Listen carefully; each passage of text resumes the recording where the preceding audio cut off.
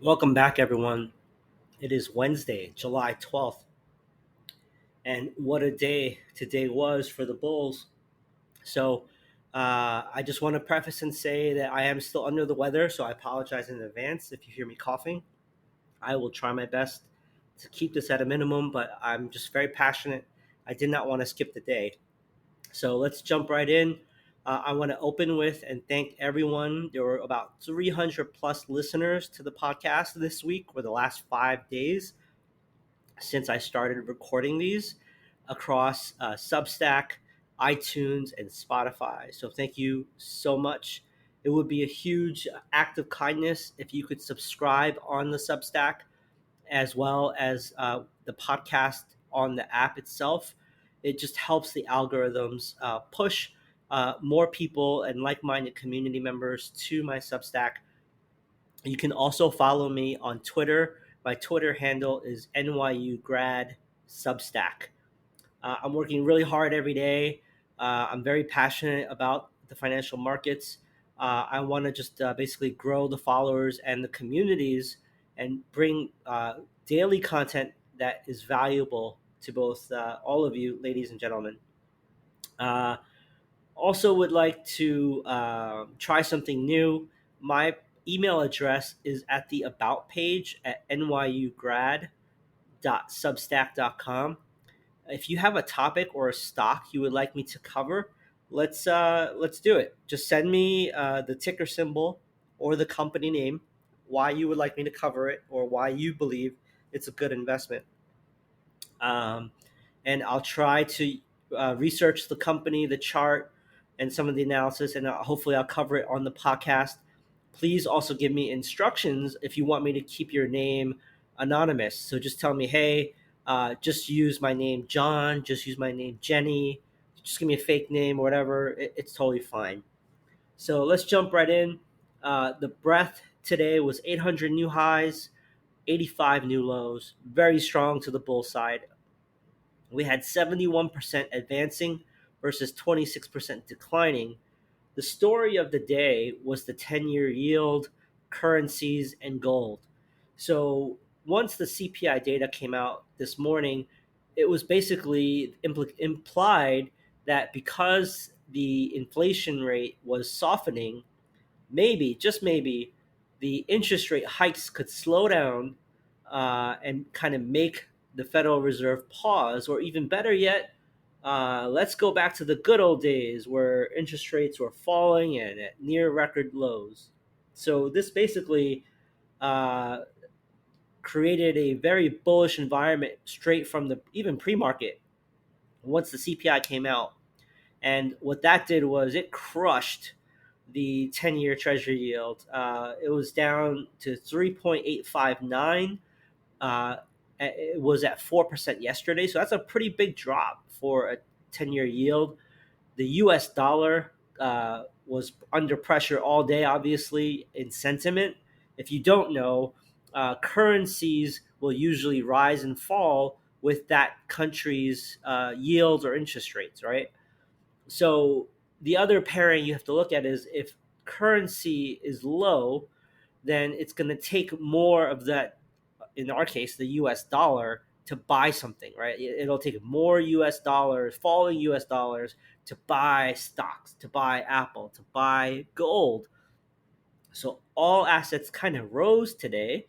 And it was a very, very strong day. So, what else stuck out?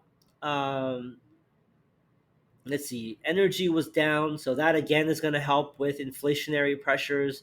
um, and gold and silver miners basically had an orgasm today. Let me pull up the charts real quick. You have GDX, which is the large cap miners, that closed up 5.34% today. GDXJ, the junior miners, also closed up 5.74 today. GLD was not as strong. This just basically tracks the actual metal. It closed up 1.35%, just below the falling 50-day MA. So we shall see if this momentum can continue or if this is going to be sold off. One of the largest gold miners, global gold miners, Barrick, their ticker symbol, easy to remember, is gold, GOLD. They also were up 4.5% today. Also, just right below the 50-day moving average. Uh, let's see.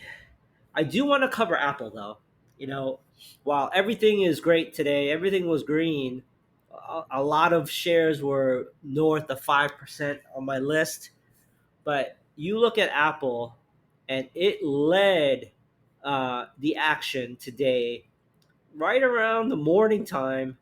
After the open, it spiked to like 191.6 ish, and then it just Eiffel Towered back down.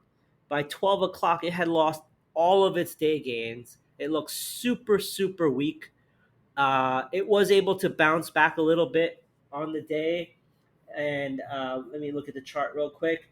So Apple closed up 0.9% today, but it was nothing to write home about with how strong the markets were. For Apple to be printing a doji candle on a day like today, it just makes me pause. There could be multiple things going on here, right? Like maybe with the rebalancing next at the end of the month with the Nasdaq 100, maybe the institutions are selling in advance of that, and they're using the cover of a broader rally. They lift the shares of Roku. They lift the shares of Uber, Lyft, WeWork, all these companies, AMC that just got crushed by like 80+%. They lift all of those shares while they sneakily sell into this rally. So only time will tell. I do not like the action on Apple today at all. When you take a look at like Amazon, looks strong. It's still Amazon Prime Day. Google, I don't know. Google just printed a doji right below the rising 50-day MA. Again, they have AI, they have Bard to compete with ChatGPT.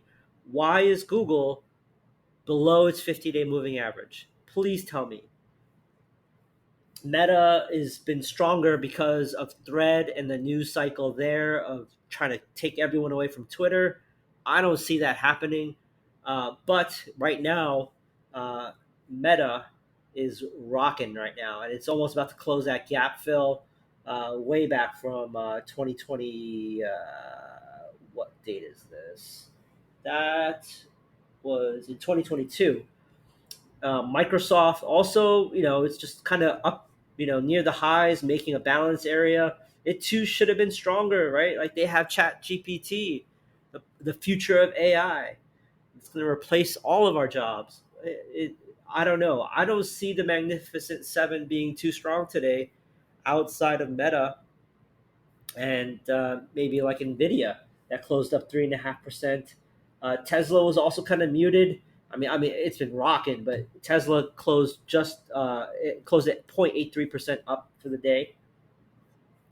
So moving off of the large cap, mega cap tech companies, uh, I also want to just urge everyone to kind of follow the VIX, right? Like the VIX, yes, it's volatility. Yes, it's been beaten up every day for years, it seems, as the rally has commenced. But volatility cannot go to zero on a nominal basis. They can only short the VIX and go long the market for so long. The low of June for the VIX was $12.73. It's at 13 and change right now. I'm just waiting. I have an alert set up on slope charts to alert me once this hits $10. I just want to see if the VIX ever goes into single digits. I think it's going to be uh, I don't want to be the first buyer, right? I want to see someone else come in and buy in numbers and volume. But VIX in single digits with big buyers behind it, call options or just flat out purchases, that's an opportunity. That's kind of akin to like when oil went to like zero. That was just easy money to be had. So if you see the VIX go below single digits to God, I mean, if it goes to like 4, 5, who knows, right? Like no one thought oil was going to zero. just keep an eye out for this. Headwinds for September. It's a little bit out there, a couple weeks away, but the start of student loan interest accrual starts in September. The payments start in October. That's going to be a big liquidity suck out of the consumer.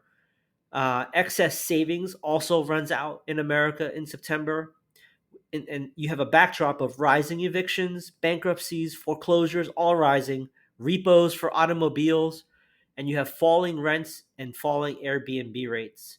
So, hey, maybe the Fed has figured this out. Maybe the market is just going to keep going higher. The VIX is just going to keep going to zero.